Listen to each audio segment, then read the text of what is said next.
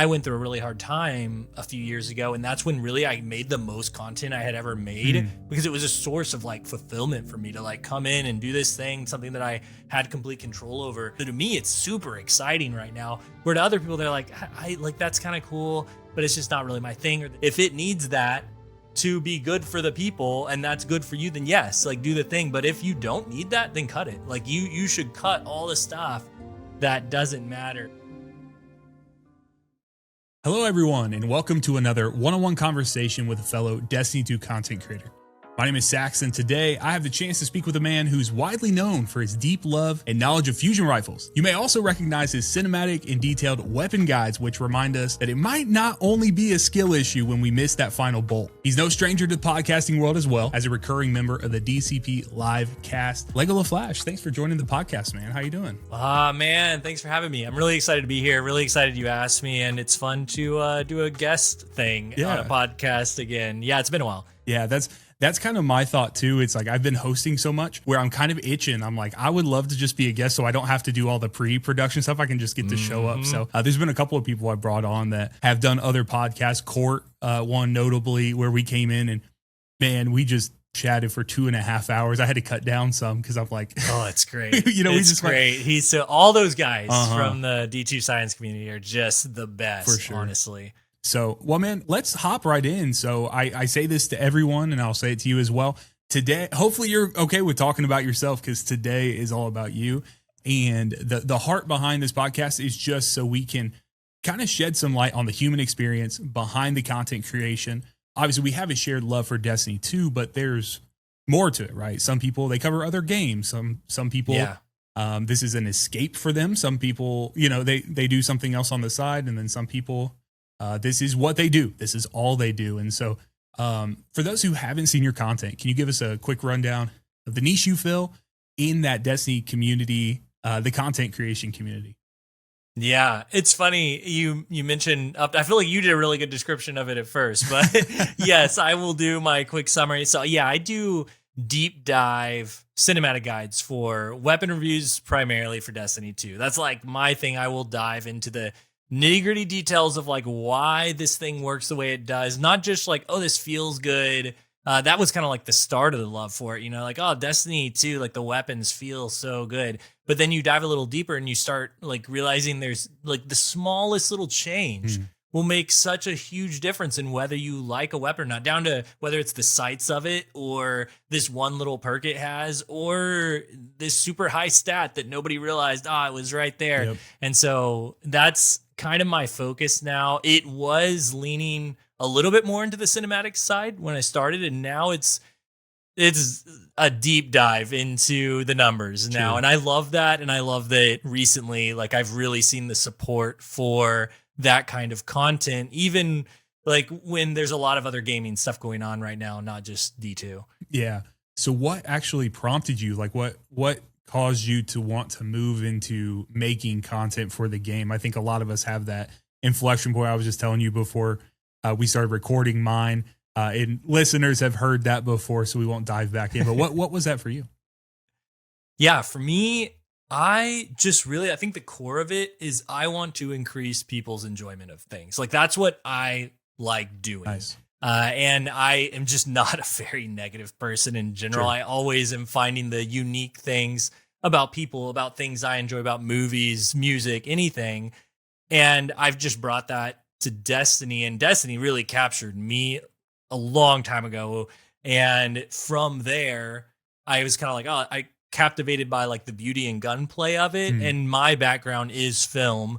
And so I kind of took those skills and started creating movie of the week type content. And that's where it really got started. I was fortunate enough to get in a really great clan whenever D1 was, it was like maybe Taken King, I think, when I got in with this clan Resolute, who True Vanguard, KJ Hovey, Tash, all the D1 greats were kind of involved with that. And when I produced my first like artistic style Destiny video, they were all like, like this is great. Like you should do more of this. And so I just kind of kept at it, and it became kind of like the movie of the week guy for a little while. Yeah. Like accumulated like, I think I've got like 11 of them now or something. Wow. I'm not really focused on it anymore, but I just love making stuff look as cool as possible. So when somebody sees that gear or weapon or subclass, they're like, oh, I want to play that. That looks awesome, and the devs liked it. So I was like, okay, yeah, I like making people happy with this. And then that slowly like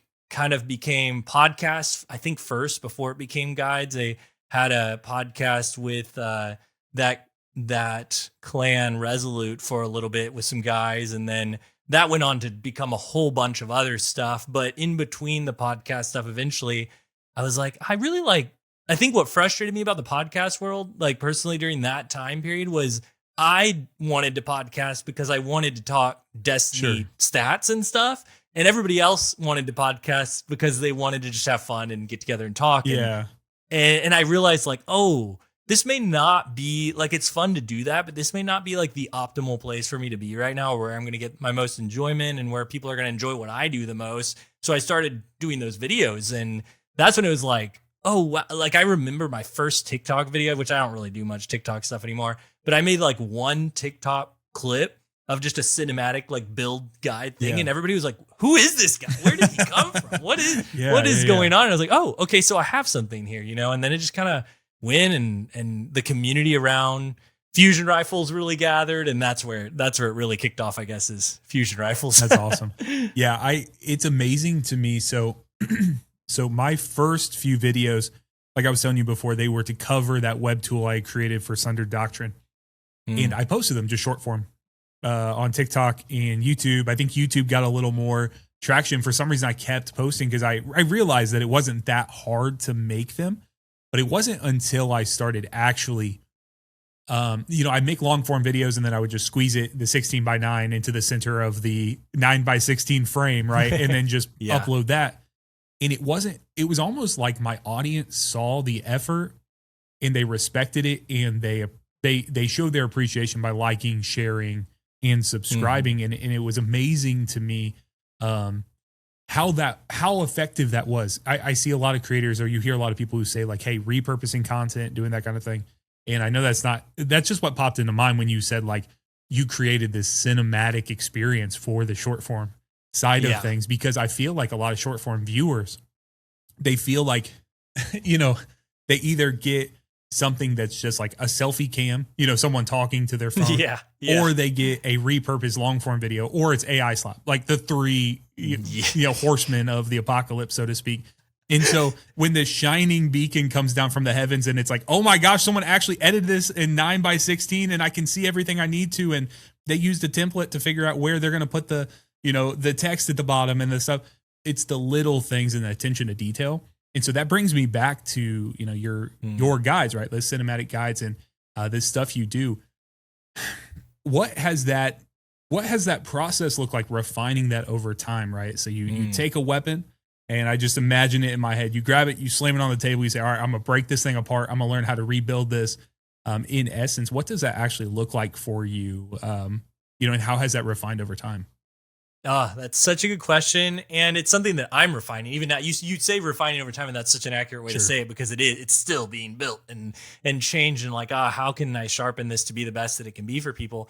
And I think you said something else really good, that we were talking about like what took off stuff for you with that guide.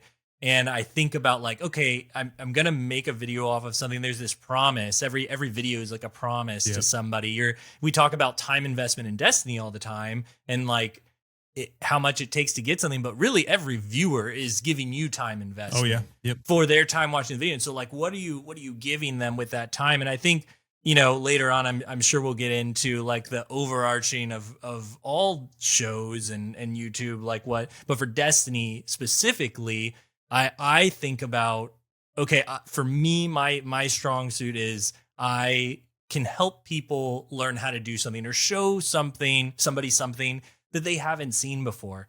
And so that's the one thing that I'm looking at when I look at all the weapons or a new branch of content that's released, and I kind of look at everything that's out there. I'm like, okay, what interests me? Not just like, what do I think will feel good to me, but like, what can I find that maybe somebody else would overlook? Whether that's an origin trait that has an interaction with a perk set, or from my knowledge of, one of my favorite ones is time to kill values.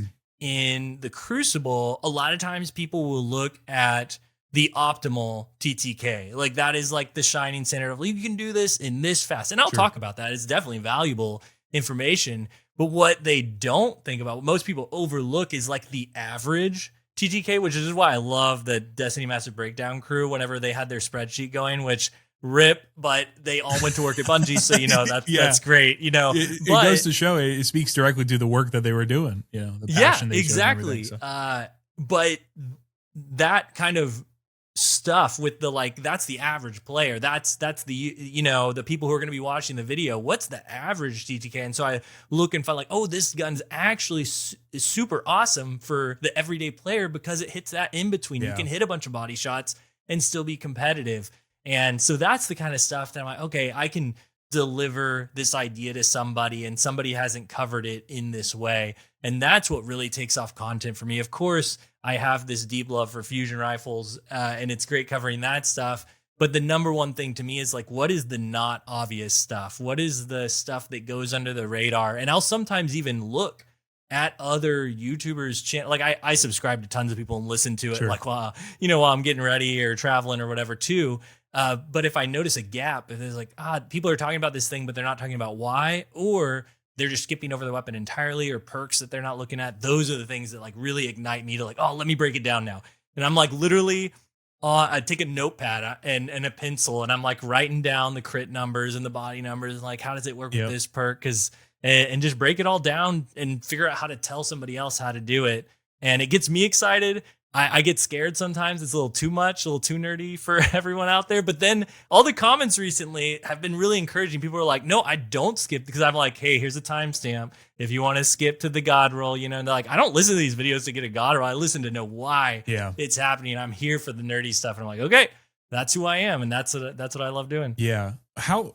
Let's talk a little bit about that refinement process. So not just the choosing of the weapons and the creation process, but the refinement of your video, the actual video creation. So I'll give you a little, while you ruminate on that a little bit. Something that I found was my short form content was popping off, doing really, really well at the beginning of this season. My long form content was really struggling. I was having trouble finding traction. I was having trouble retaining people. Click through was okay, but they just weren't sticking around. And so YouTube wouldn't push it out to anyone. So I said, you know what? I'm going to, and this would be stuff like just talking about my opinions on the Lawless Frontier, or talking about things that I felt were relevant. I felt like I had something to provide to the community, but just if I took an honest look at it, it's the videos weren't very good. Right. And so I was what is it about why is short form performing and not this? And I think I internalized and said, you know what, I'm just going to try giving all of the information in the front. Anything that someone clicked on this video for that I think that the Spark Notes basically, and give them the TikTok, the YouTube short, that experience in the front half, tell them, like and subscribe, and then deep dive after. When I tell you that people exploded, they started subscribing like crazy. They started appreciating it. And, some of that has to do with the new season starting, right? And people having eyes on. But I think for me, it was more of trusting my gut and being hey, well, if this is working over here, I'm sure it could probably work on this side as well. How do we blend those two together? So, for instance, I did a series of Bungie.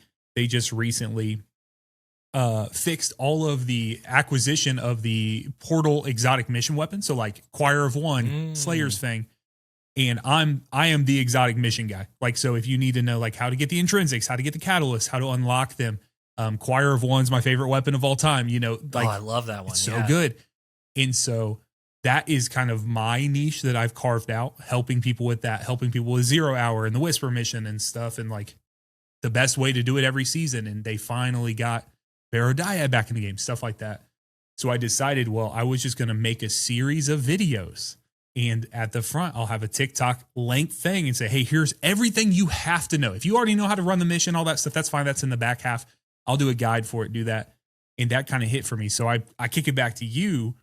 Over time, as you've refined your weapon builds, these reviews that you're doing in the cinematic fashion, and then maybe some are a little more nerdy and things. How has that changed, and what has that process looked like for you? Oh, that's awesome. I basically stripped the cinematic part is the answer to that question. Yeah. No, I think you are on to like some of my favorite stuff to talk about ever. I know that up front I'm like Destiny convo, Mhm. but behind the scenes, like I've done so much content in so many different areas that I could nerd out over the analytics behind the click-through rates and Oh, the that's average awesome. view duration. That's Like that great. is Yeah. my sweet As a spot we're and I kindred love it spirits so then. much.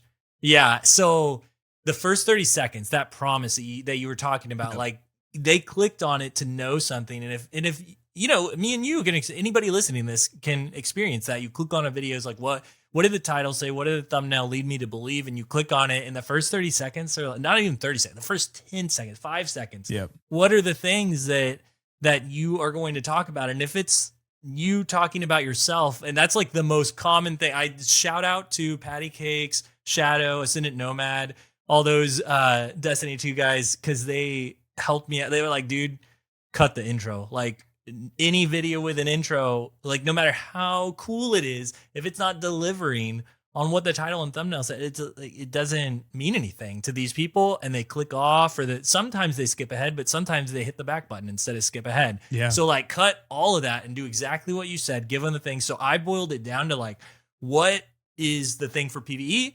What is the thing for PvP? And I start every single video off with this does this in PvE and it does this in PvP.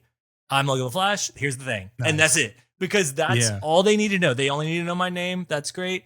And then, you know, if you can drop in, like if you're going to do a subscribe or a like or anything like that, I literally have it down now to where can I fit it in the perk stuff to just be like, okay, I'm talking about the perks. And if you want to, you know, if you want a perk like that and you subscribe, you know, make it a joke. Yeah. Yeah. Just any like one liner rather than a whole, like, because people will still do the thing of, here's how many of you are watching and not subscribe. But Mhm. like every single video anywhere has done that. And it's, what way can I like, hey, just remind them like, hey, just making sure, you know, without. And so to me, it's all about the refinement of the beginning of it, Yeah. like you were saying, and then the rest of it's delivering. I actually have this saying in my company that I work for that does content stuff, and all my producers hate me because I have this line of, they'll ask me a question about content, like, hey, I'm reviewing something, like, what do you think about this? Should it have this? Should I include this thing?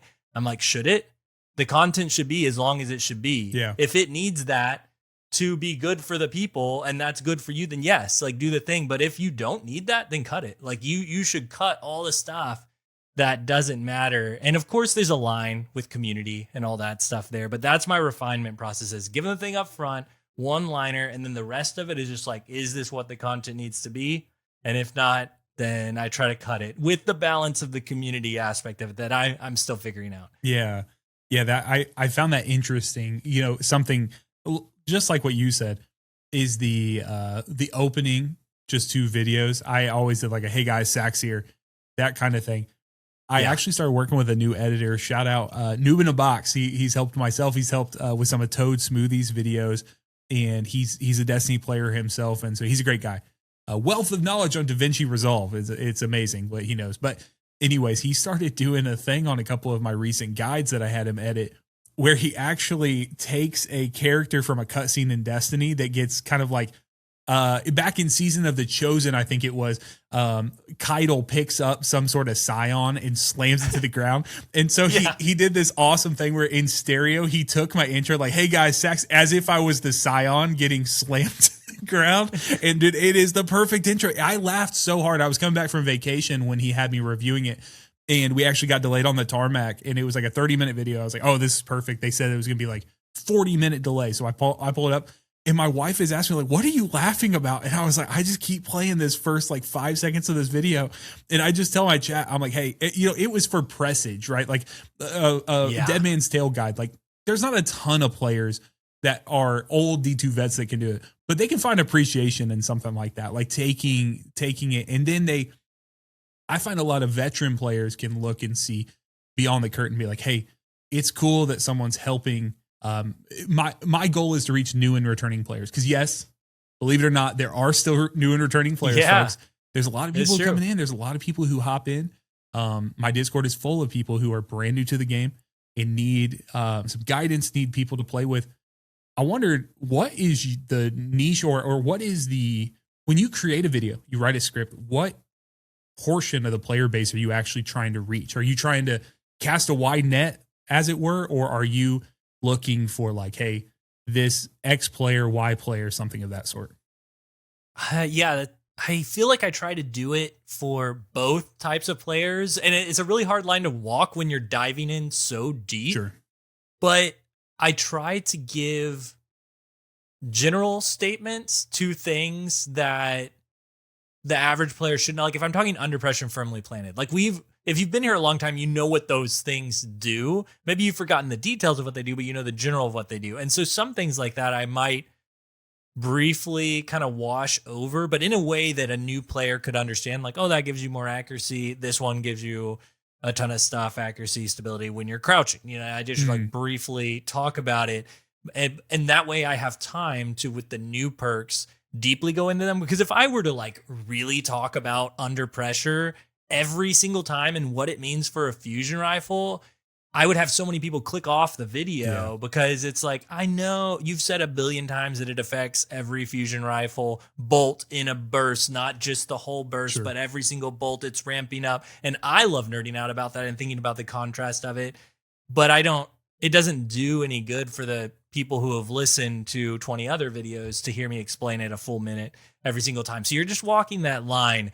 But I do want to be conscious of the people who have literally, because it's not just new players, it's players who have never watched my channel, my specific brand of how I talk about stuff, because most people don't talk about how it affects every bolt versus a shot. And so they may have never heard that before. So I just gotta, like, I'll throw a little one-liner in there for those who are new to the channel or new to the game, and try to also, and this is another way that I like thinking about it, is I am not that good at the game. Like I know I've done certain things that are like, oh, I don't know if I could ever do that, but I'm just a dad gamer guy, you know, like and so I like breaking things down in a way that most people could do or would care about. I'll talk about the crazy damage stacking stuff and getting to one taps in the Crucible and all that. But I'll also break down, hey, if you're just taking this into like patrol or, you know, doing the portal activities, these are the things you might care about. I think that's become harder to do in this new season of the game where all the content's ramped up. And so it's hard to give recommendations in that way. But I think that's the way that I try to convey it, is like, what would the average person like care about here? And then what would the top player probably care about? Which can sometimes even be hard for me to do. I'm not soloing any raid bosses. Right, so, you know, I can only say so much, but I try to consider all those factors. Yeah, I think that's great. It has been so helpful for me to really think, and it's a weird way to put it, but this is how a lot of advice online will say, like, who's your like avatar? Like, who is the person that you're looking through? Who's watching on the other side of the screen, the other side of the camera for what you're making? But it really has been effective for me in that that kind of mindset of, okay, do I need to share this? Do I not need to share this? For me, I'm a yapper.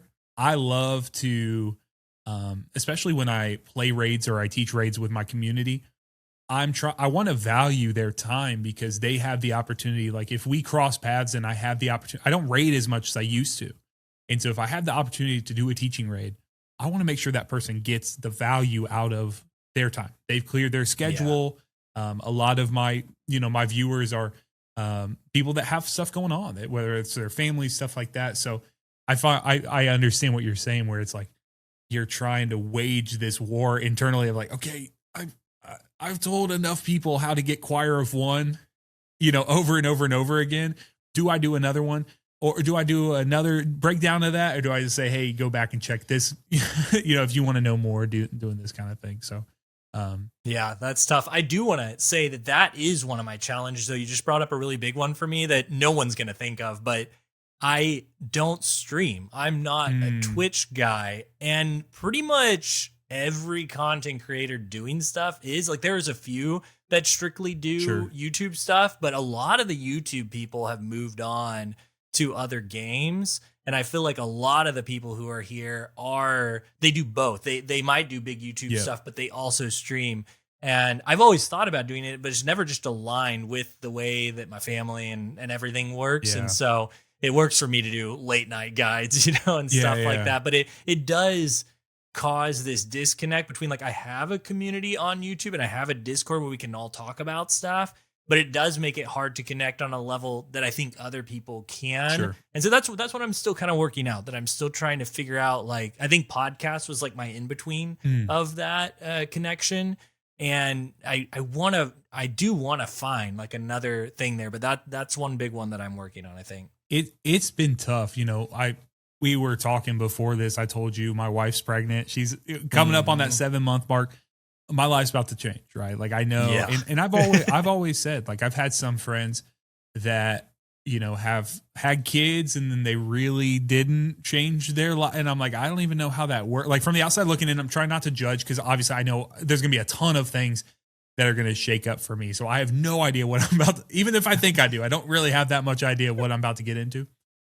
But I've always told myself, hey, I understand that, this is going to look different. And so I told, when my wife was like, hey, let's give this a shot. Like, you're enjoying doing this. We can do it. It makes sense for us doing this as a future dad. When we first started, we didn't even know, it was very shortly after that we found out she was pregnant. And it was one of those things where I'm like, okay, what's this going to look like? So right now, I desperately wish I had a schedule for it. I am streaming, but what I will say is streaming, I've struggled a little bit to connect. I love my Twitch audience as well, but it's a small but mighty. Whereas YouTube, they just have the reach, right? Like the discoverability factor, in the fact that they push my long form, they push my short form, they also push my live streams. So whereas I might have 70 to 80 viewers on YouTube for a live stream, I might be around the 25, 30 mark on Twitch, because I got to pull them, right? You got to pull them from your other places. There's not an algorithm that's feeding your content there. And so that's been tough. I was going to ask you and see, like, if you had ever done that. I wasn't aware of any streaming that you had done.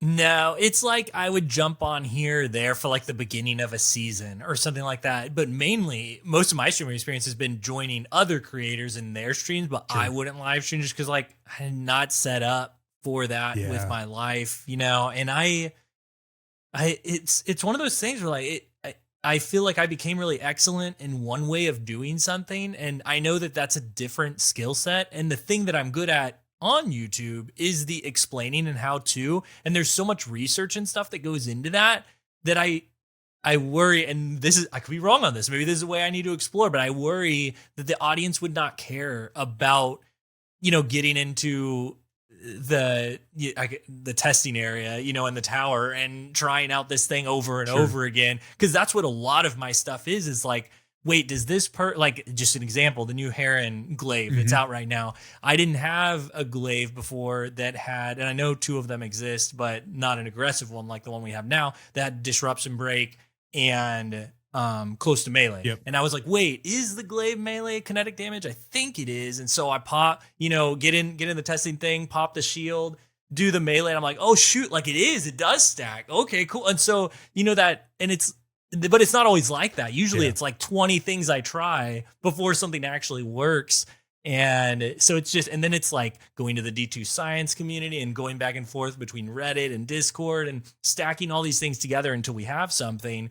But is the process of that exciting to people? I don't know. Like, yes, people would like probably watching the Crucible stuff, but I don't know. It's just something that I got to think about. And then you've got the whole thing you talk about, taking viewers from one place to another. And it's like, I don't really want to do that either. I want people to know where they can count on me. And then there's the whole, well, if I'm entertaining people with streaming, is that time that I could have been recording and editing? Oh, it's so tough. You're preaching to the choir, brother. I feel it immensely, because I love the interactions. I've had some of my favorite memories during live streams, but I struggle often, right? I struggle often with the toss up of, hey, like, and I'm very, very present. I do everything in my power to do what I can, for my family, for my wife.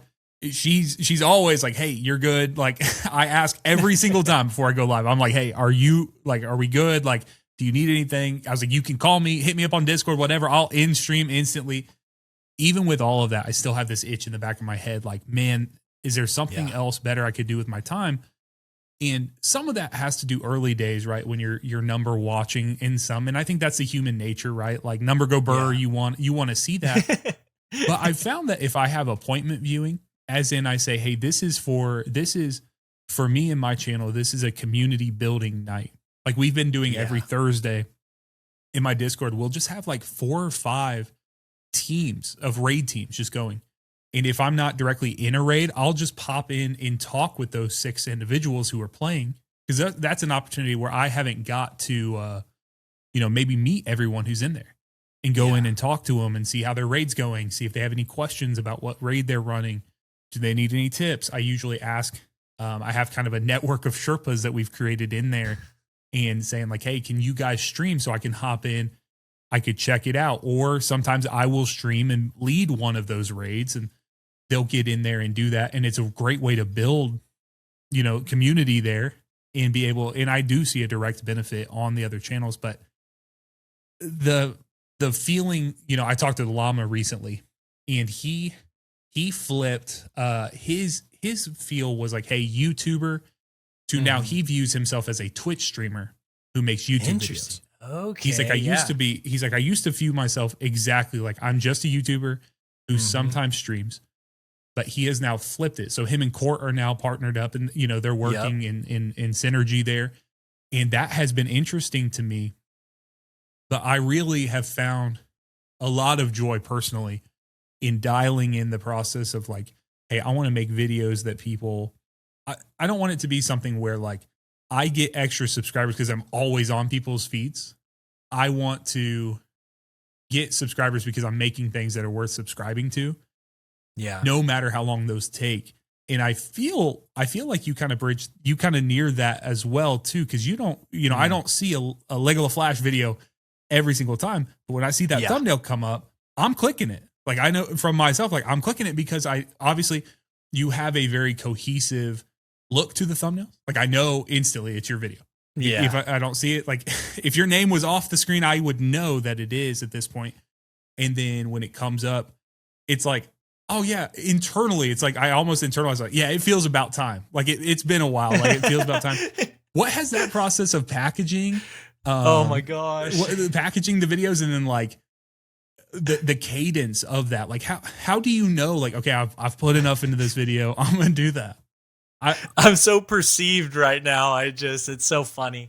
Yes, you're spot on with so many things, and it's so funny because I got a comment. I hadn't posted in months for a while there, and honestly a lot of that is just like strictly IRL stuff. It has nothing. A lot of people are like, I thought you quit playing, I thought you switched games. I'm like, no, literally I've been playing Destiny 2 this entire time. I only have time to like sometimes to play for an hour and that's it. Yep. And that's not enough time to like make a video. So yeah, it's so funny. And one of my comments said the exact same thing you said. They were like, I posted like 2 in January at the beginning of the year, and the same thing happened last year. And they were like, okay, another 5 months, we'll get another Legoleflash video later. I was like, dang it. They know me too well. But no, I've actually been really trying. So this is one of the things, this is going to tie back to the community piece and tie back to the sharpening of the content thing, is I want to make more content. Like I love doing this, even with all this other stuff. For those who don't know, I do a lot of producing efforts on other content, and it has really taken away from my ability to like spend that time editing. Like I'll still do the research and stuff a lot of times, but I won't do the editing component. I'll even, I had clips. So that one of my favorite fusion rifles in the entire game is Afterlight that came in Season of Heresy. And I never made a video of it, but I had tons of hours of footage that I just never put together, because it's just hard to make content when you're always making content for other people. And so, but I'm to the point now where I was like, okay, I realize this is a void in my life. Like it actually, like you asked originally about like what got you started doing this. And I went through a really hard time a few years ago. And that's when really I made the most content I had ever made, because it was a source of like fulfillment for me to like come in and do this thing, something that I had complete control over and could spend my ADHD mind around getting to know this one singular thing. and it was great. And so I realized that I hadn't had that, and it's kind of become a part of me. And so I made an effort recently to like really cut back on things that were unnecessary. Maybe people knew me for before, like the cinematic side of things, and like really get to what I'm there to talk about, not be so perfectionist about it. People know who I am at this point. They know what I'm going to be delivering, and just do the thing. Yeah. And so I'll get to like the thumbnail on that side of it in a second, but just for the editing side of it, and kind of like a bummer for the community side, is it does cause me to do more solo stuff where I used to bring in people from the Discord, like, hey, anybody around have this one gun so I can come in and like the coolest shader, put on it. And I'm going to record you in slow motion, do a spin around your thing. And I'll use it for the intro with text. And like, that's really cool. And I love that I can do that. And I like that people appreciate it. But the content does just as good, if not better, because I'm actually putting it out there instead of spending all this time on making this cool looking thing. So yes, it was great for people to know me initially, but now I've kind of cut that piece out. I don't talk to people as much now because I'm too busy editing the stuff. So it's kind of a bummer there, but I'm at least getting the content out and am really just trying to keep up at least once a week. Like, what am I diving into this week? What could I talk about that maybe people aren't seeing? And just trying to keep that up. And that's been my main like refinement lately, is what can I do to strip out that isn't adding to like helping someone enjoy the game more, or letting them learn something, and just keeping it to just that. Gotcha. So do you have a cadence internally? Like when you're like, okay, I'm in a season of posting, of getting videos. Thank you.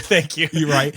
Which hopefully continues from here, y'all. Yeah. I can't promise you, but I mean, life's so etheric, right? Like things get away from you, and they feel right outside your fingertips. And then sometimes it feels like you can just firmly grasp it and you got to run. Yeah. And that's kind of, I just feel like it's shifting all the time. I'm so impressed by those creators that they find a way to be so consistent. But there's levels to it, right? Like, so you can be consistent in posting every day, but if the quality's bad, it's like, well, what are we putting out?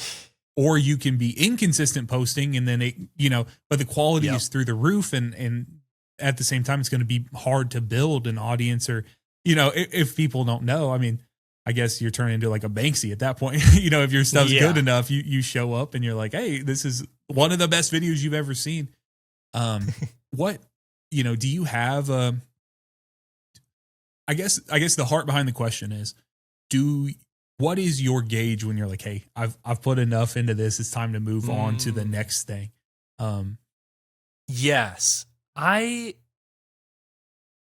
that's such a good question, because it is difficult for me sometimes to think, is this enough? Is this not? Especially talking PvE, PvP, because I don't want to alienate one audience or the other. And people kind of come for both, even if some people only come for one's going to be left out. A great example of that is I've done these massive fusion rifle tier list videos that are like, they're more like ultimate fusion rifle guides in general than just tier lists.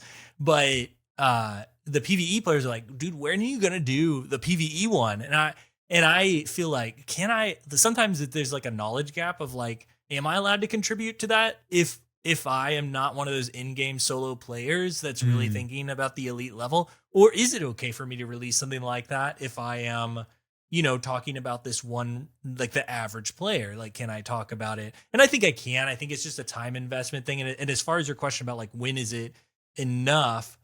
I think I'm still learning. And also, I think it's when I have hit all the interesting parts that somebody might want to know about this weapon. For me, it is like a bit of a completionist thing. I know other content that might not be as necessary, but for me, as much as I can bear to get into something and it be factual, I think I did a lot of errors at first, not checking with the science community and stuff. But I think that is an important component, and apologizing if I do get something wrong and spread misinformation. But really diving into like, is there any perks here that I should be talking about more? I think the best example I can give is I'm trying to cover the bow and the glaive for this event, and the bow it isn't great. Like, it's not, nobody really wants it, and it has some unique stuff that I'm going to talk about, but it has some like other not unique stuff, but it has some stuff that some players may care about. And the example would be Swash and Pugilist together, that like has synergy.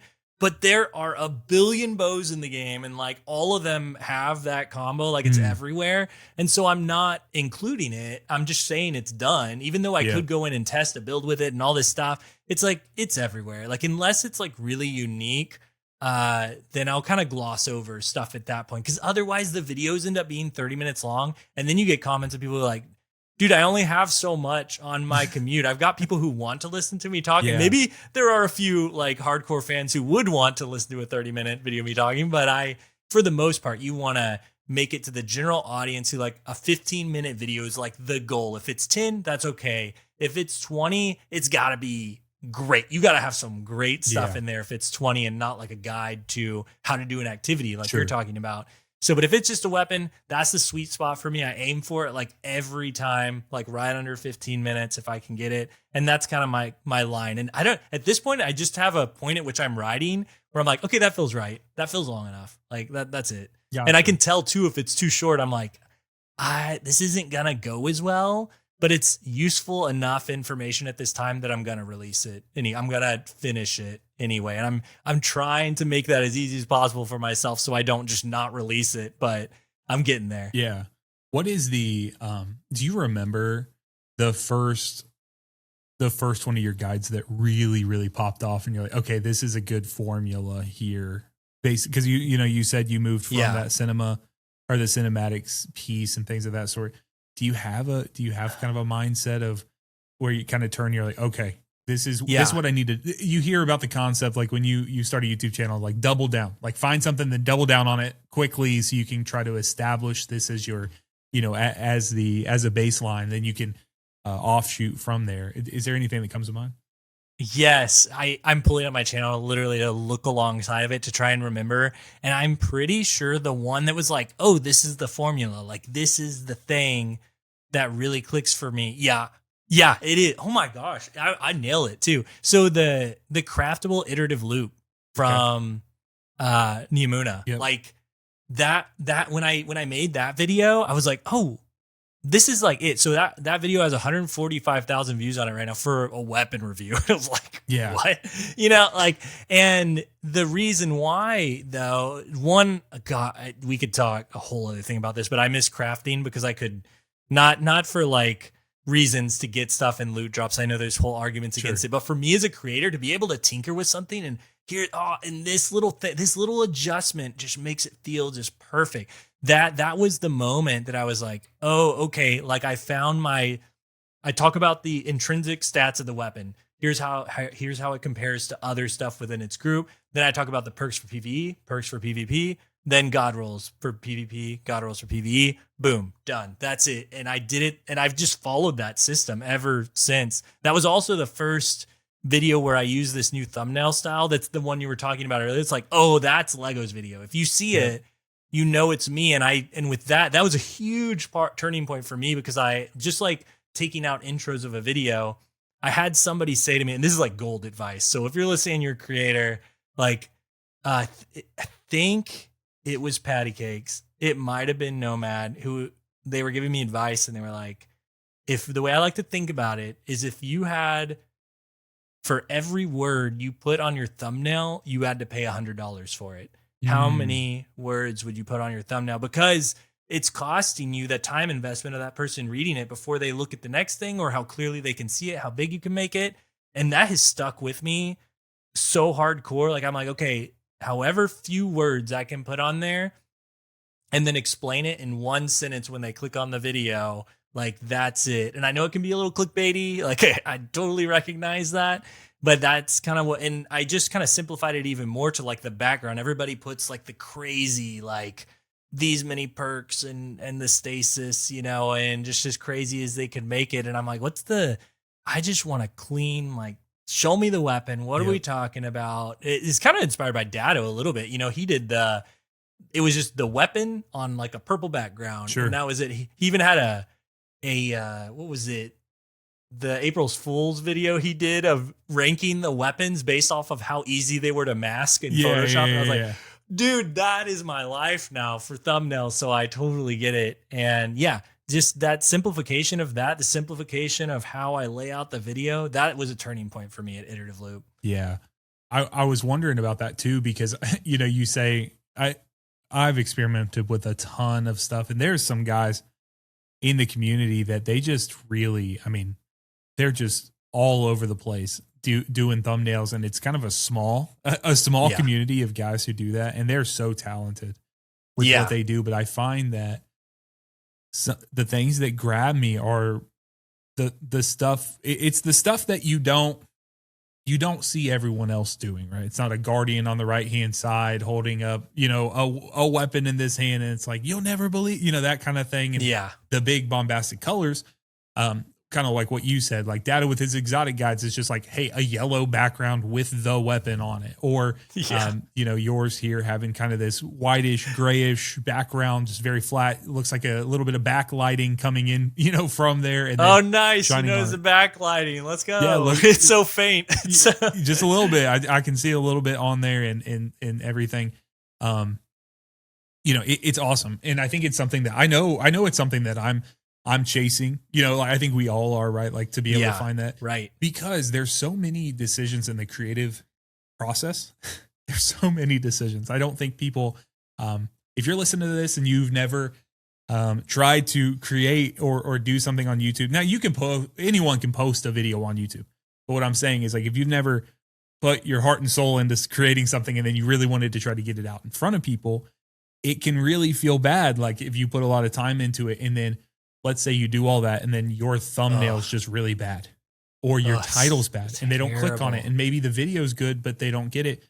You hear the, I want to say trope, but it's not really, it's kind of it's almost like a parable at this point. If they don't click, they don't watch. And so if you don't have the right packaging on your videos, you know, you can make the best video in the world, but if it's just if it's a really bad packaging to it, I always try to think about going back to like Blockbuster or Family Video, whatever, when you're walking through and you're trying to figure out what you're going to, if you have no idea and you see what looks the most entertaining, and that's why they put the movie stars on the front of the box or the game that you're going to rent, like they need to make those as attractive as possible. It's a tiring process where you get all the way through the thing, the creative, right? Like you create the video and then you're like, okay, well now how do we package it together? Do you do it how a lot of people say you should, where you have the thumbnail and you have the concept for the video before you write the script? Or is that script kind of writing itself based on how that weapon performs? And then you're like, okay, this is the part I need to highlight. I used to do it the opposite, where I script first, like think about the thing first and now I do it the opposite, or at least I start. It can change, you know, but I start with the title. I literally am like writing a draft email to myself. Here's the title, is the title of the email. And then underneath it, I'll usually do like 3 alternate titles, because you got thumbnail testing and stuff now. And then I might write down, I usually don't do any thumbnail stuff till the end, but I just write down my title and then that's my through line for the whole thing right there. But it to your point of it takes time, really hard, all that kind of stuff. Like my first post, which won a movie of the week, was 9 years ago in Destiny 1. I didn't find my style, like my branded thing, until 2 years ago. So it took and it's not like I didn't have good videos. Like all these videos, won movie of the week. And then I started doing the guide stuff with maybe, I think, Burden of Guilt. Yeah, that's crazy. Burden of Guilt was like my first guide. And like it did well and all these things are fine. And you can tell if you look through my videos, it's like I'm experimenting with all this stuff. And then as soon as I hit that iterative loop one, it was like, boom, that's it. Like that's like the style. And then I just, okay, that works. Just keep going with it. Just kind of refined it. Tried some other stuff here, there, and can tell like that's just not me. That's just not what works for me. So you really like zone in, but it takes time to find that thing. And even for other shows that I produce and do stuff for, it takes a long time to find their spot in what they're doing, because a lot of different things collide to make it the brand that it is. It's branding, it's marketing, you know. And I love your Blockbuster analogy. That was great. Yeah, just walking through doing that. Do you feel that?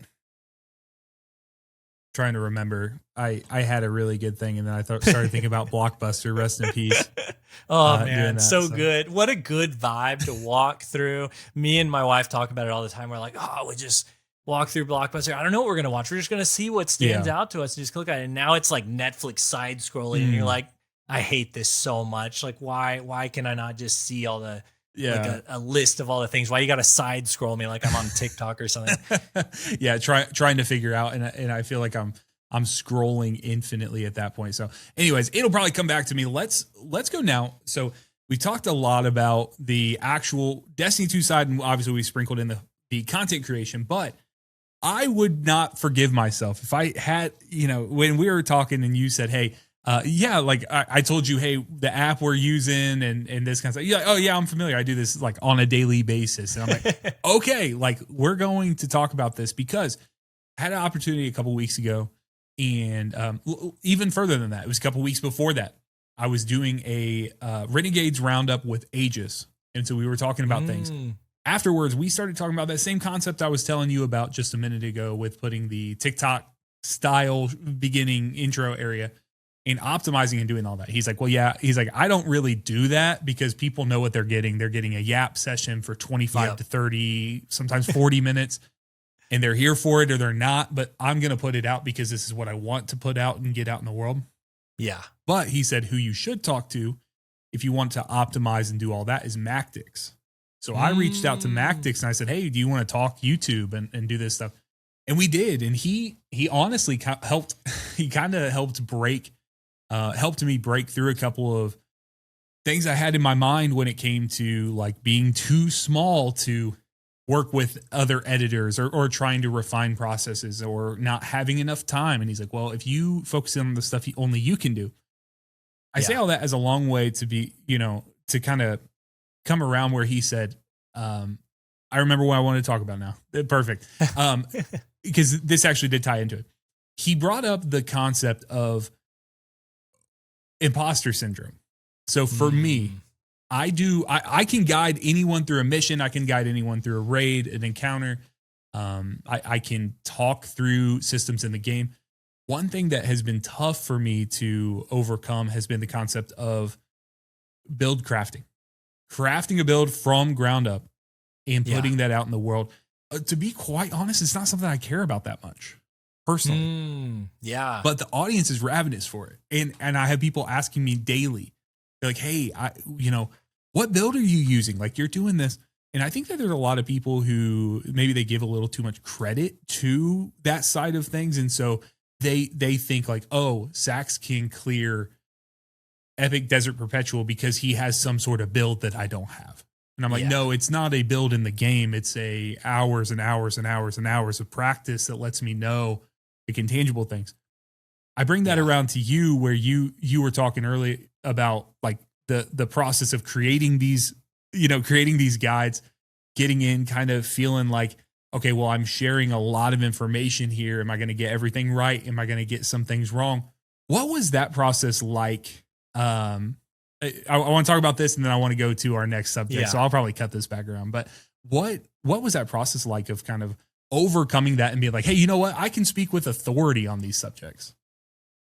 Oh man, I think it helped having the fusion stuff for me because no one was really out there talking about it. Like there was some, it was kind of like when Fallout did his famous like shotgun testing one, like that infamous, especially because they patched it right after it all changed. But like he put in the work to know that thing. That was kind of how I was with fusion rifles. I just like fell in love with that type of thing. And from there gave me the confidence of like, even if somebody else comes along and knows it in this way, like I know it in this way, like so well, like in the way that it feels, could almost like do it blindfolded, like looking at the radar, not even looking at where my reticle is, just because I know the way it feels. And I think from that and like deep diving that in ways that people hadn't seen, it's like, oh, people are actually like not completely sure about this or that. And then from there, the more I started like diving into that area, there were points at which I was diving into stuff that just research wasn't being done on by the science community, not because the game's so big. You can only do so much and not everybody's spending their time looking at all these things. So when I found out that like Enhanced Swashbuckler gives 2 whole extra seconds and is 6.5 seconds of like refreshable buff versus Adrenaline Junkie, which is only 4.5 seconds. It's like way less. And you're like, why? Like, what's the But when I found that out, when it was listed differently on all the science sites, I was like, oh my gosh, like there's big stuff here that you can find out and critique or whatever. And so through that, and then through also the encouragement of that community of like, no, like get this information out there. Like if you mess up, you'll, put the right information out there, and all of them mess up too. Like content creators say bad stuff that doesn't make any sense all the time. Yep. Most of the time it's like a feeling or I think this, even in a recent like overclocked heatsink, that perk, like I felt like there was a delay on one of the guns, and like so did somebody else, and we were both like, wait, does it? And I don't think there is. I think it was just this like shared mentality streamer thing that happened. But yeah, so knowing that it's okay to mess up, like everybody does, like all the time. So there's that. And then, but even now I have that imposter syndrome you were talking about of with getting out. Everybody wants me to do more than fusions now. And I want to too. Like I love other gun more than sidearms, like bows, glaives, hand cannons. I love all of it. And I can feel like other people just know more than me about these things because they're better at using them. Sure. When really like I should focus on what I know, and that's diving deep into the perks and what they do to these things. And I can talk about that. And I should just trust that and just go with it. And people want to see this stuff. A great example of this, you were saying there's content you don't like sometimes. Like, you're like, I don't know. Like, should I do this thing? People want me to cover pulse rifles really bad. Oh. And I suck with pulse rifles. I don't even like using them. Sure. There's some rapid fire pulses that I'm like, okay, that's fine. Mm-hmm. But like the high impacts and all aggressive stuff, like there's nothing about this that I like. Like Ascendant Nomad, where you at? Like I need you to cover this stuff. But there's a void in the community for talking about perk details on all these weapons. And, I feel like there is opportunity for me to branch out. So I'm really trying to do that right now. I'm stretching my own imposter syndrome to be like, no, like, what you're talking about with these perks. You can do that. And talk about like, oh my gosh, huge imposter syndrome was when I took over Destiny Massive Breakdowns for a little while after Kikucha and Merc left. Like impossible shoes to fill. And I think that's like part of the reason I couldn't stay as long. Like it was life stuff, but also like impossible shoes to fill. Like there's no way I could cover all the weapons from a season in the way that they did so accurately. Like it was it's crazy that the amount of information, but that also helped give me context for the game as a whole. Like you can say stuff in it, not, and you're going to mess up. You're going to put a video out there that you worked really hard on that didn't do well. You learn from it and you make the next one knowing that knowledge. Yeah.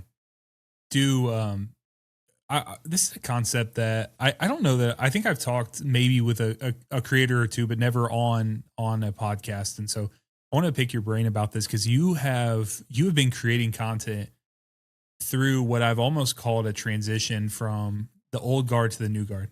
Now there are still some people, right? There's still people that are hanging out and they do this thing, right? But like I think of people like TV who has, he's been able to move on and do successful things in other games. I know Cool Guy has been making stuff in other games as well, but these are the guys that I was watching for years as I'm going, to and from work or running around doing whatever and like getting off for the day and like, okay, it's Tuesday. What happened at reset? And like seeing these guys have videos out. In seeing this, what has that been like? For you? You've name dropped some of the people that I when I started watching Destiny, like doing this. What you don't have to share anything from anyone in particular that you don't want to, but like, what is that vibe like from? Like, where are our favorite guys? And like, is it something that you feel like the game that we all loved has actually done something to like let those guys down where they're like, okay, I got to go somewhere else? Or do you think that's more of just like a growing life cycle thing where it's kind of natural and people want to shift to other stuff? It's got to be all the above, like there's some that the game isn't what they want it to be.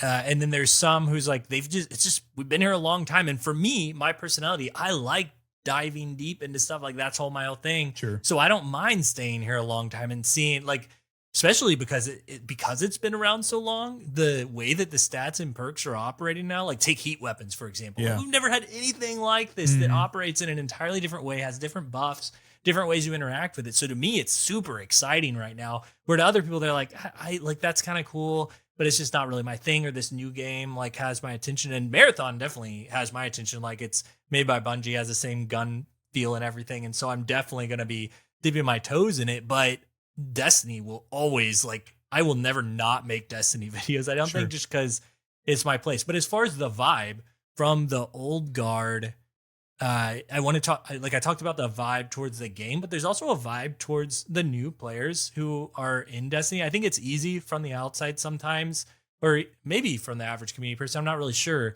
to look at the old guard and be like, oh, are they like high and mighty feeling or anything like that? And like, I have received nothing but support from every single angle of the Destiny community. Like, it's kind of crazy. Like, I know that we see a lot of hate thrown around by random internet strangers, but overall, like the Destiny community as a whole is like one of the nicest like places like I've ever seen in my life. Like I had people reach out to me who had 1 million subscribers and be like, dude, you could do this if you wanted to change the course of your life and like hunker down and create the content this way. And I wasn't able to do it. Like I didn't pursue it in that way, but to have people reach out in that way, or to come on a podcast and you know, talk with you for a little bit. Or I remember like people that I never thought I'd have the opportunity to speak to, like after a show, when you're hosting a podcast, just sit around and talk for 2 hours. And you're like, this is so like, they're so down to earth and so cool. And TV and Cool Guy,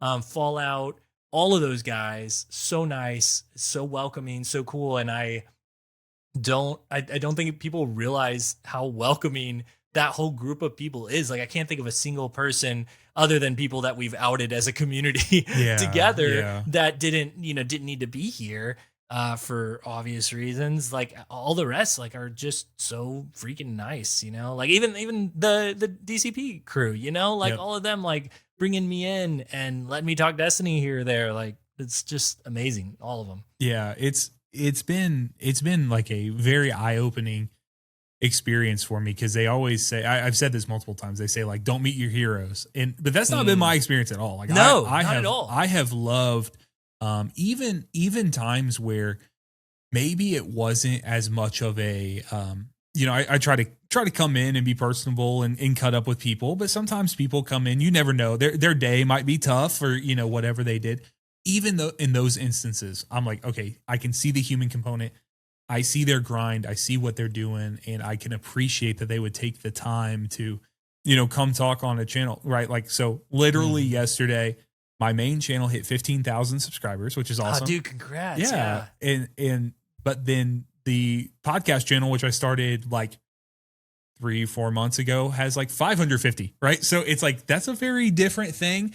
Where like if someone looks at it and I say, hey, here are my channels, here's what I'm doing, here's kind of cast the vision for it, so to speak, I would not blame anyone for being like, hey, that's not really, you know, we all have 24 hours in a day and you have so much time. So I have been astounded by like the people who will reach back out and say, hey, I would love to do this, like yourself, like Llama, like Aegis, just getting together and cutting up about this thing we love, this game that entertains us, but that we turned into a little bit there. So yeah, I just wanted, that's been on my mind, but I haven't really had the right person to kind of ask about that. Cause even when I was talking with Mactix about it, like he meets those guys, but he started in 2020 during COVID, and you know, things are kind of locked down for a little bit. So the conversation was different. So I do appreciate your candor on that. So moving now into some slightly different territory, I want to talk about podcasting in specific. So as we were talking leading up into this, I told you what application we're using, kind of my process. You're like, yeah, man, like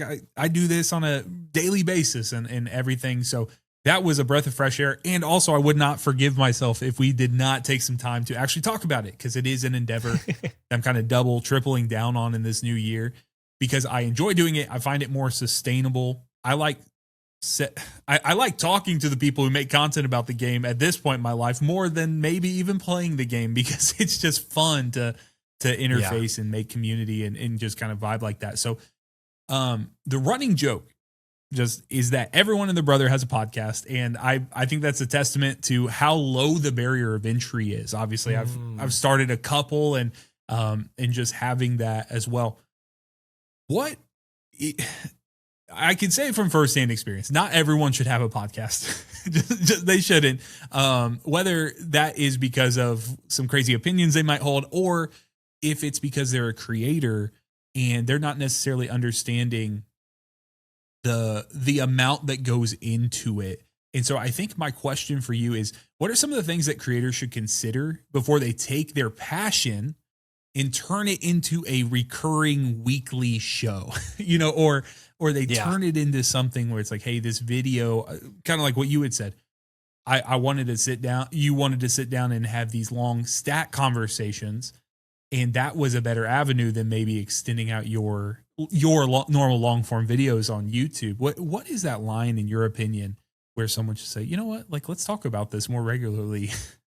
Gosh, I think it's very similar to like the overall content question. Like I think it was Gathalion who came on Twitter one time. And he was just, I love the old guard coming on to talk content creation because they drop these like wisdom things sometimes every once in a while, like learned experience.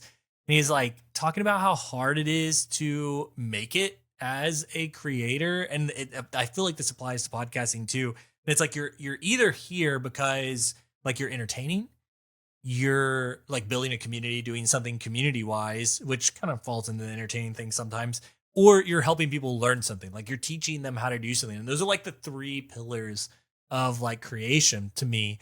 And I feel like if you can find, okay, which one of these am I doing? And can I do that well to that audience? Basically like marketing 101, like what is the thing? And then honing in on that like we talked a lot about sharpening throughout the show. And it's just sharpening that thing to where you're really delivering for those people, and that could be all three. You could be entertaining and building that, have that community aspect and be teaching them how to do something, or you could just be really good at one of them. But I think that's kind of where it starts. And there's another side of this that has nothing to do, like success isn't measured by views and how good something performs, but whether you enjoy it. And I think that's the other side. And I think I lived there for a long time with my cinematic stuff. Sure. There's nothing that I didn't get paid for any of that stuff. I just spent hours upon hours getting people together to film like a mode that we called Titan Bowl for Rift because we just thought it'd be fun, and so we just did it.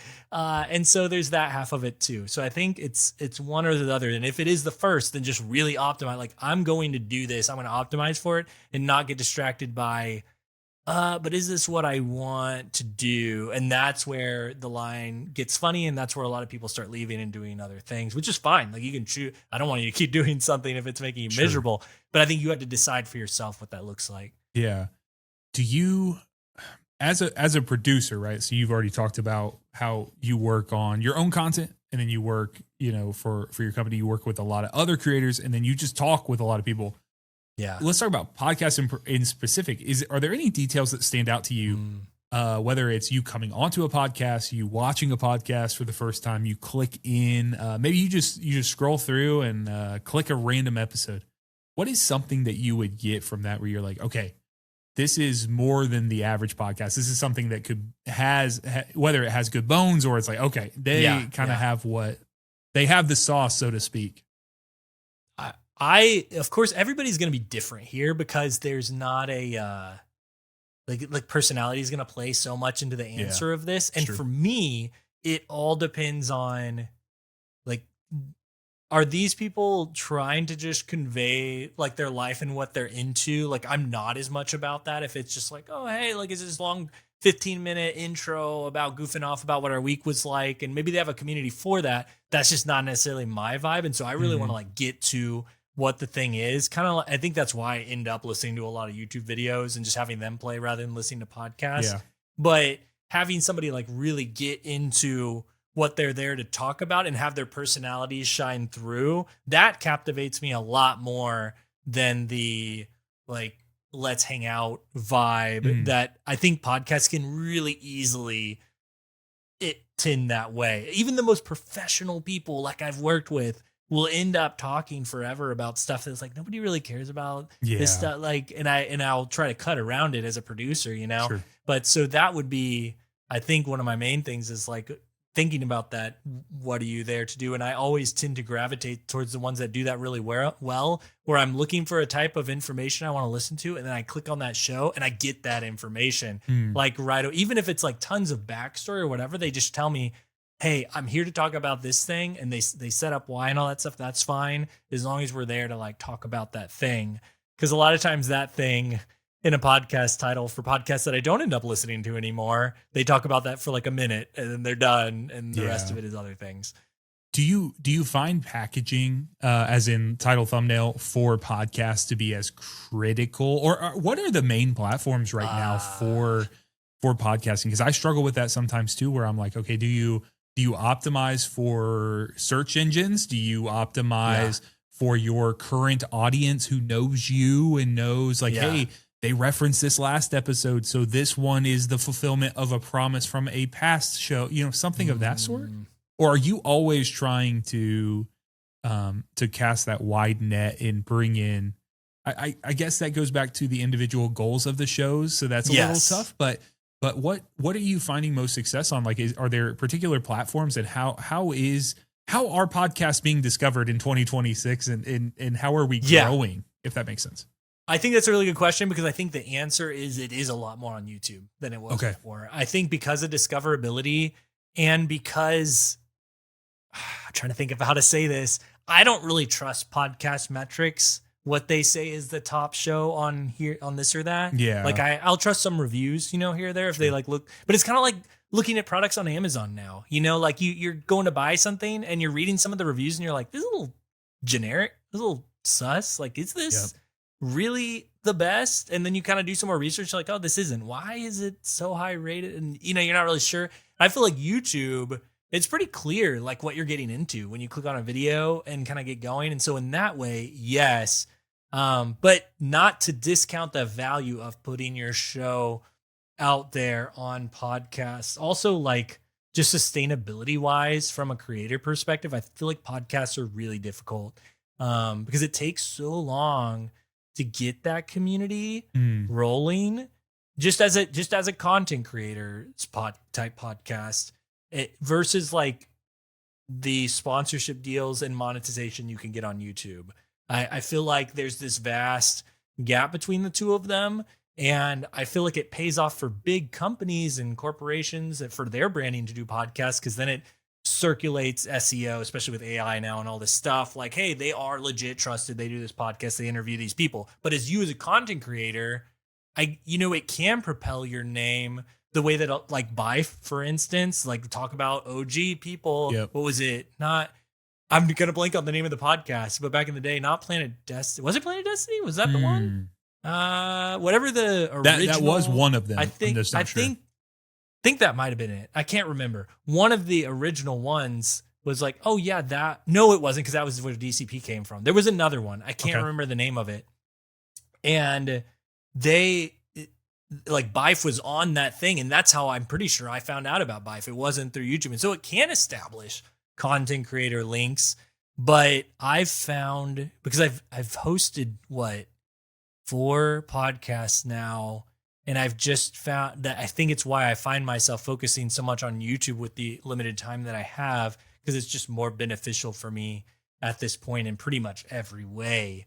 But I do like podcasting, and it's so fun. Yeah. And it does establish you as it has a way of establishing your voice. So the answer is kind of like somewhere in the middle. It depends on what your goals are, and especially if you can establish a community component of it. Yeah. And you're leading it. A problem for me with a lot of the shows that I did is they had other authority figures in them for every single show that I was a part of. I'm pretty sure. So I could never do just the thing that I wanted to do, which I can do on my YouTube platform. Yeah. And that again, that isn't the sole reason that I left any of those shows, and I love all the people from all of them, but it is a component of it. It's like, if I have a limited amount of time, like this is the platform, or this is the way. But I do see podcasts blowing up on YouTube. Like, there have been podcasts that I've produced for completely other genres of topics that have seen over 100,000 views on long format podcast episodes for YouTube.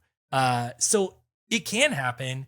It's just really hard to do outside of like telling somebody how to do something on YouTube. Yeah. So for those, like for some sort of breakout episode or something that is performing well, what does actually packaging? So if we know that YouTube is the way that people would get reached, like, do you package that? Like, do you approach that packaging for it? And guys, when I say packaging, I mean like title, thumbnail, kind of the conversation we were having earlier. do you package that in the same instance of like, hey, this is, you want to fulfill something at the front, or do you let people know, hey, these are the range of topics we're hearing? I hear that you're not supposed to have more than 60 characters in a title of a video on YouTube, but then sometimes I see people that have like the longest imaginable sentence I've ever read, and then that video has over 100,000 views. So I'm like, I don't know that anyone has any clue of what they're actually supposed to be doing here. Yeah. What do we do in your experience? It is, you know, you're answering with your question, because I have seen both. I've seen like the simplest little like official looking corporate title on a podcast, and the short hits, you know, almost 1 million views, and you're like, what? Why? You know, like the content in that case, for that one, the content was really good. It was an interesting, mysterious thing about a world event that happened that everybody knew about. It wasn't political. It was just like a science thing. And it just went really well. Then I've got the flip side of that, where I've got this crazy dude, like had a podcast that interviewed what I will call just a crazy YouTube conspiracy person. But it was like about governmental stuff. And he just slammed on a bunch of constitutional things, and I thought he was full of it. Like, you know, this is whatever, but it hit on that YouTube-y clickbait, like, you know, how to do this for free type thing. And people just ate it up. And me and you know, like me and some other people are just rolling our eyes like, what did we just put out there? You know, what is this? But it just like flew. Like so much more than I could possibly have imagined. And the title, you nailed it, was one of those like, here's this and this and this and this. Yeah. It was like a ridiculous amount of characters long, and it flew. And it goes back to, I think Bife said one time he put his thumbnail artist put like a cucumber on a thumbnail one time, and it just said cucumber. And then it talked about Destiny stuff. And it like was his first big video that he ever put out. Jeez. I don't remember exactly what it was, but it was something like that. Sure. And you just... it goes back to experimentation. Like you just got to try out a ton of stuff until what happened. I found that thumbnail that clicked just for me, and I just stuck with it, and it worked. And I think every show, every genre is just going to look so entirely different. Every format's going to look different.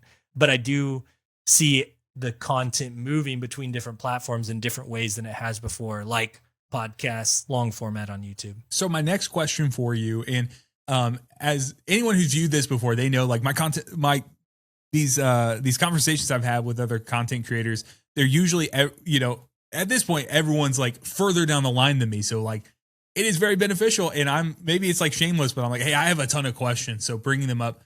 This is one I wrote down as this. What are some of the biggest mistakes you see hosts of podcasts make? And in parentheses, I put, how can I be better at my job? You know what I'm trying to do. Like, is there something in the process of bringing guests on, choosing guests, things of that sort?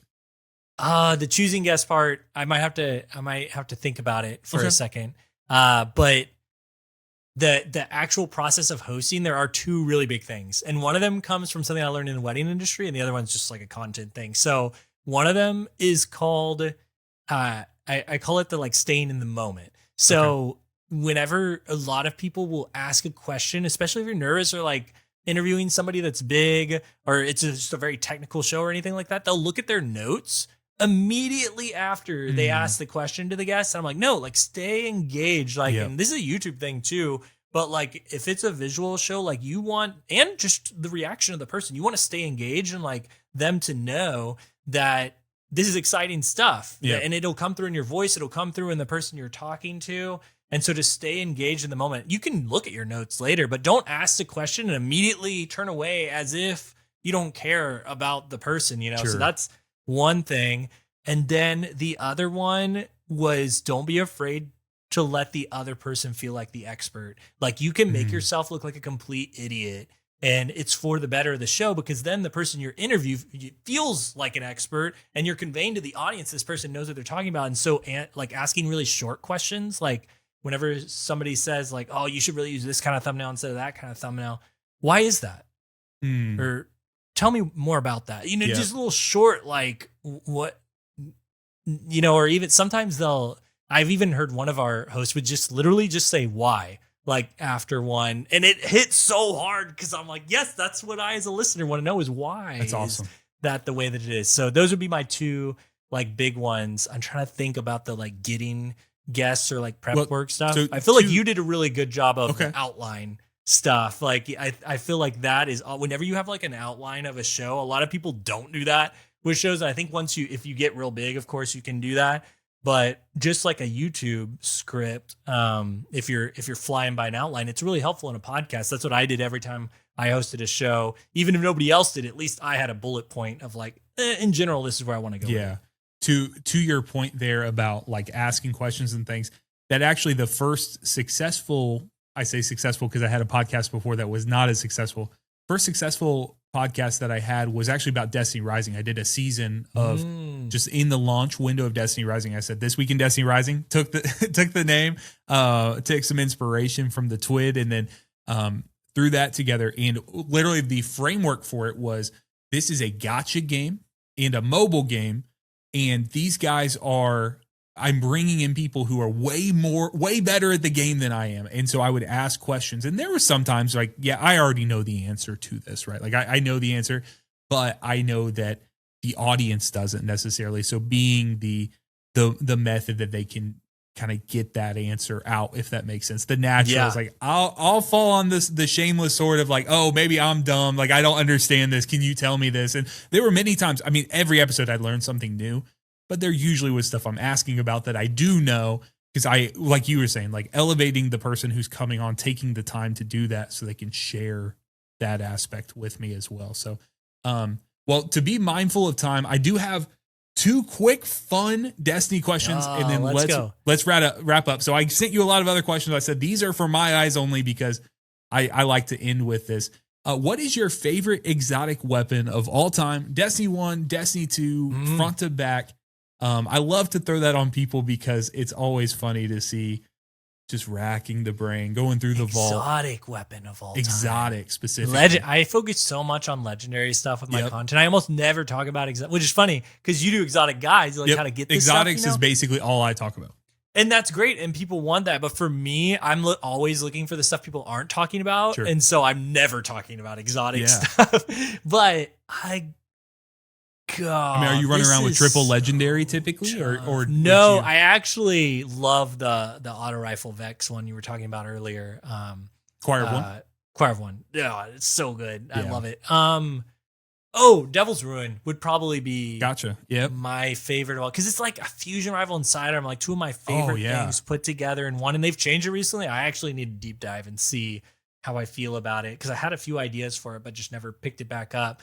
But just the previous way that it worked, I just loved it. I know a lot of people are like, what? You're not going to say Plan C from Destiny 1? But I never really liked Plan C, actually, because it didn't operate like a normal fusion rifle. I wanted like consistency and like, I know what you're going to do when I tell you to do it.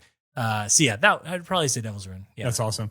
All right. Last question for you. I like to drop this on. This may be a little weighty, but I'll give it to you. Do we need a Destiny 3? Oh yeah. 100%. And the reason why, it has nothing to do with like game limitations or I don't think this or that is not fun. It's purely from a new player's perspective. Like we can't bring in more people into the experience we have now, and there's no way they can reshape it to where I think it would be comfortable learning it. Like it's not going to happen in D2, and you're not going to bring back anyone either, no matter how cool it is. Like for me, Destiny Renegades was like peak. Like, of course, I'm a huge Star Wars nerd. My son just started watching Star Wars stuff. So like we're in heaven right now with Destiny 2 Renegades. But I think they've introduced all these new like tools and concepts, and the lightsaber feels so good. And I've never felt, and this is the very personal opinion, no one's gonna agree with this, but there's never been a point at which I'm like, Destiny Crucible, I just can't play right now.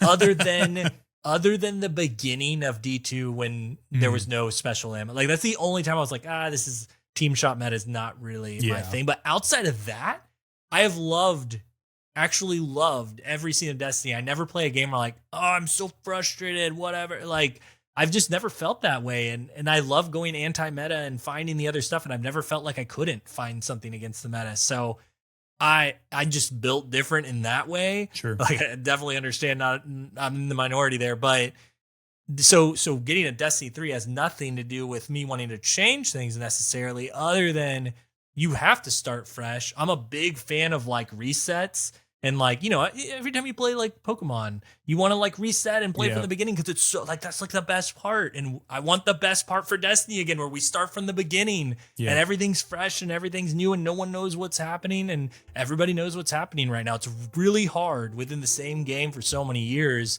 to feel like what's happening. You know what's happening. Yeah. And so they can't. But a good example of why they can't just do it.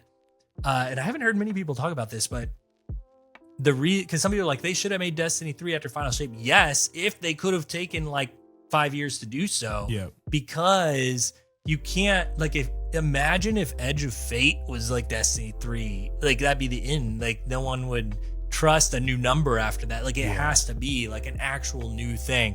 So I'm kind of like both of those things. Yes, because you know, we got to have new players, but yes, it can't just like, they got to take some years to work on it and give it a break for a bit.